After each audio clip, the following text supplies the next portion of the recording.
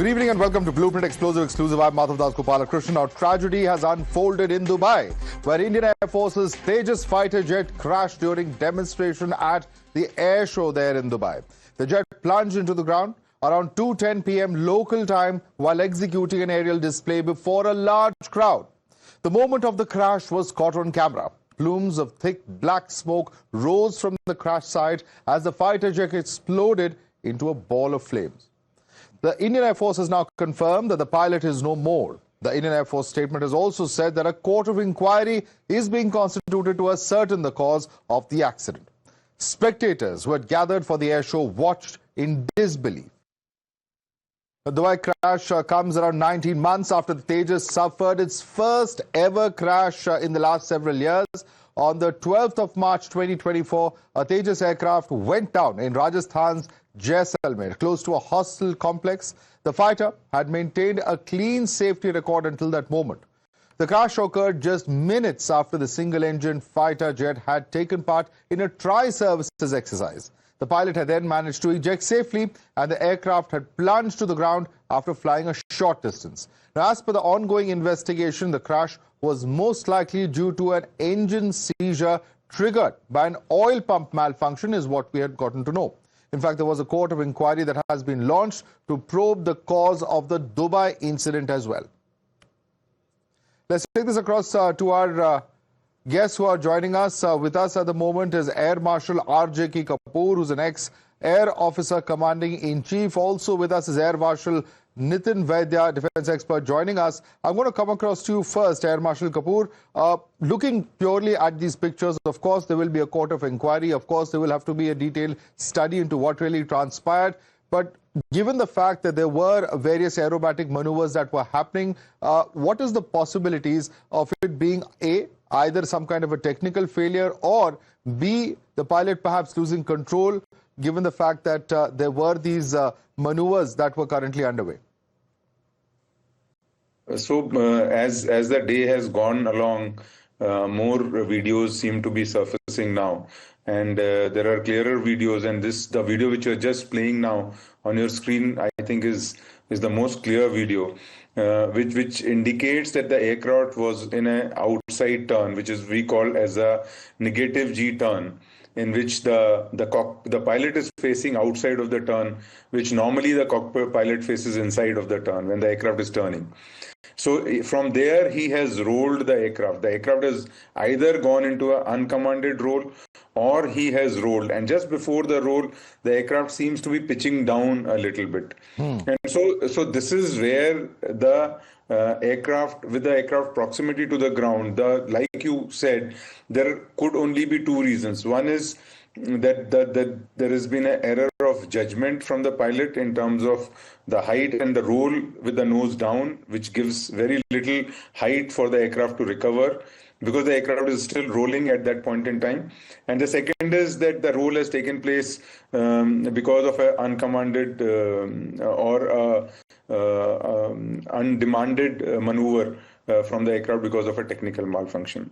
So the time, if you see from the time the nose has gone down and the aircraft has started rolling to the time of impact is a few seconds. Right. And that leaves very, very little time for any kind of action that can be taken. Right. Air Marshal Vaidya, if I can come to you, sir, the point is that up until now, we've seen the Tejas, just one crash in about 9 years since it's been in service. It's been a fairly reliable aircraft, crash-free record that we have seen. In the light of this incident, what would you say, in terms of Indian Air Force's own plans as far as the Tejas itself is concerned? And we also have, the 1A, Mark 1A variant that is, in fact, to be inducted soon. What really are we looking at as far as the Tejas itself and its safety and reliability track record following this incident that has taken place last year and now, unfortunately, in Dubai? Madhav, if you see the track record of Tejas until now, till the accident in Jaisalmer happened, it was a 100% accident-free record. The court of inquiry in the Jaisalmer accident has revealed oil pump malfunction. So that is also points out to a technical issue there. And with HAL signing a contract with the General Electric for another 99 GE F404 engines, and subsequently we are also planning to get a better version or a higher version of the G, that is F414 engines for the next Mark II phase. I think Tejas is on the right track. And seeing this track record and the fact that it has taken part in so many exercises as well as been flown in the Air Force for the last so many years, I feel it's a fairly safe aircraft. And we need to find out the exact reason for this accident, which unfortunately is tragic and very difficult to discern as to exactly what is the reason beyond what Air Marshal Kapoor has just said. Right. Air Marshal Bhatia, if we can bring you in, sir, thanks so much for joining our panel. How are you looking at this particular incident? You know, of course, the court of inquiry will have to look into various aspects, whether there was any kind of technical malfunction, whether there was human error, as was mentioned earlier. But is there a possibility of looking into whether there could possibly be any kind of sabotage, given that this is not happening on Indian soil? Well, first of all, I would like to convey my deepest condolences to the family of the deceased pilots. It's a very unfortunate accident indeed. And as far as the LCA is concerned, it has had a wonderful safety record throughout its development cycle. And it's a very, very good aircraft and something that we have actually hit upon, and we must continue with this development. Now, as far as the incident is concerned, now there could be multitude reasons. But what it appears when you look at the thing is that the aircraft is trying to recover from a dive. And in the process of recovery, it has actually mushed into the ground. And that is why the aircraft actually impacted the ground and exploded. But what was the reason for that? Of course, will have to be found out by the court of inquiry. There could be multitude of reasons. It could be a control problem. It could be pilot error. It could be any one of these things. So we'll have to wait for that. But I would say in the end that the aircraft otherwise has proven to be a very, very safe aircraft, very capable aircraft with a lot of potential in the coming years. And as far as the, IF is concerned, is not only inducting the Mark 1, but we're going in for Mark 1A and then Mark 2 before we move on to the armed car aircraft. But this is something that we must continue with. It's a pride of the country, and it's a very good aircraft indeed. And we should not forget that. As far as the accident is concerned, I'm sure the court of inquiry will be able to find out as to what actually happened. Right.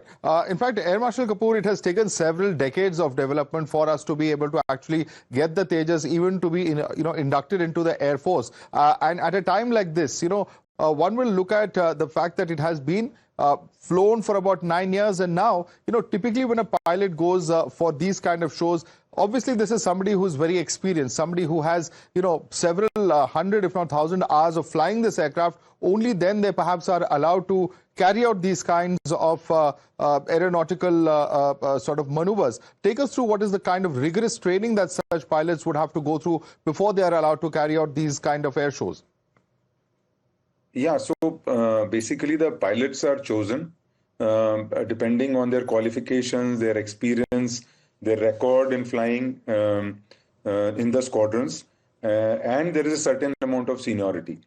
After that, the pilot is trained in the simulator first. First, they are tested out whether they have the temperament, they have the experience, they have the hand-eye coordination and the capability to undertake such maneuvers and close proximity of the ground at low levels.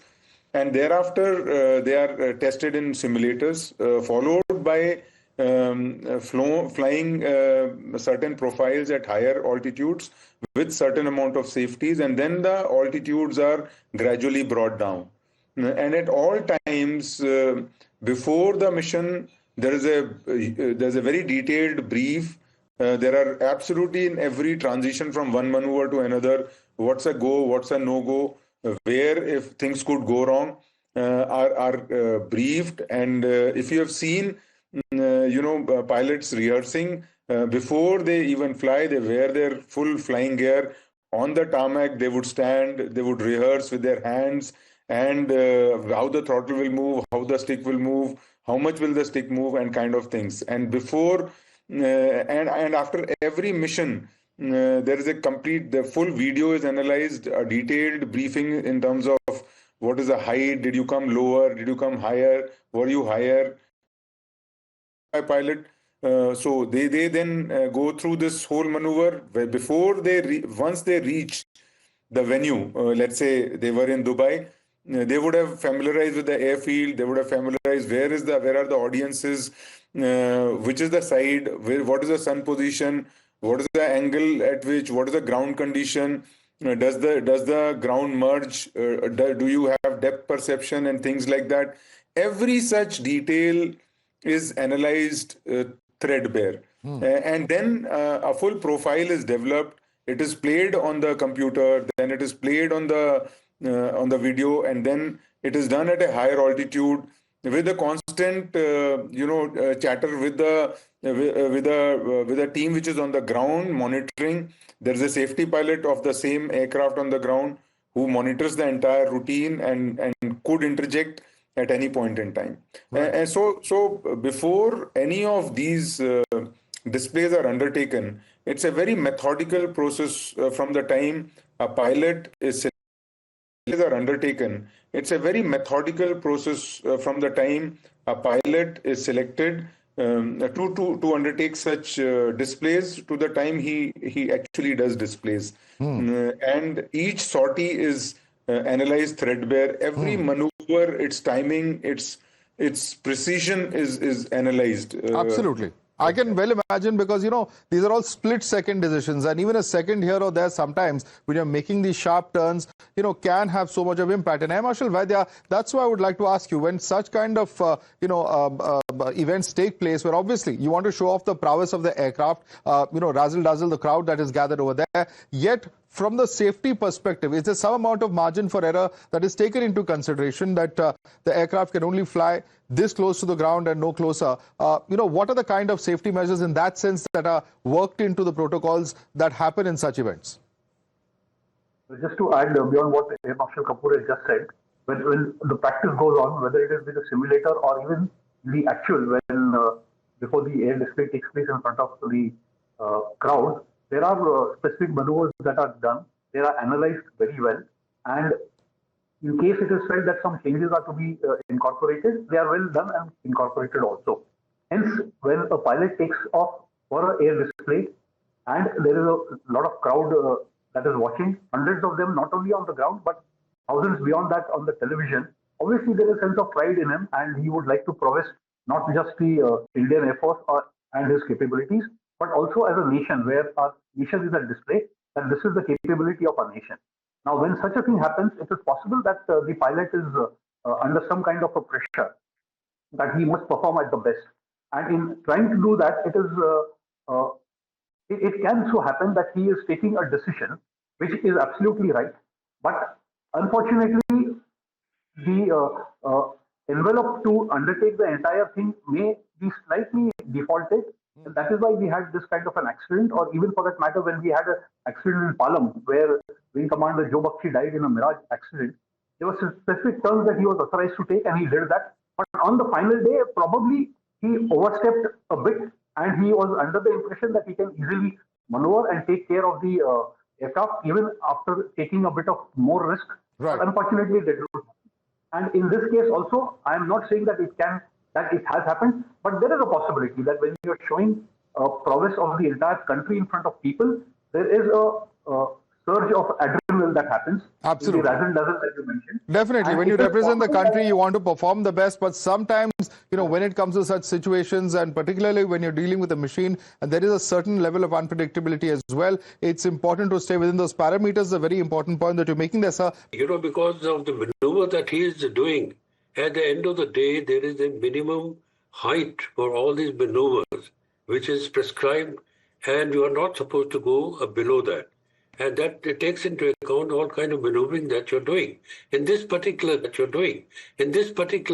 obviously, the aircraft has come down below that altitude. But if you look at the whole thing, you'll find that the aircraft is in the process of recovering. As a matter of fact, if you see, the nose is almost above the ground, that is above the horizon, when it actually impacted with the ground. That means the aircraft had almost recovered. And if there were few more feet available of altitude, perhaps the aircraft would not have impacted with the ground and the accident would not have happened. But having said that, I must say that for all these maneuvers, there is a minimum height which is prescribed and you are not supposed to come below that. Now, there could be anything which could have happened. This will be ascertained fully by the court of inquiry. It could be a control malfunction. It could be, a pilot error, or it could be, his judgment could have been slightly at fault. But this we'll have to wait. Well, very, very tragic accident indeed. That's all that we can say. Certainly, of course, a brave pilot for whom, in fact, the Air Force and several prominent personalities have already expressed their condolences. But I'd like to thank Air Marshal Bhatia, Air Marshal Kapoor and Air Marshal Vaidya for joining us and breaking it down, explaining to our viewers what could have possibly happened to that ill-fated Tejas fighter aircraft.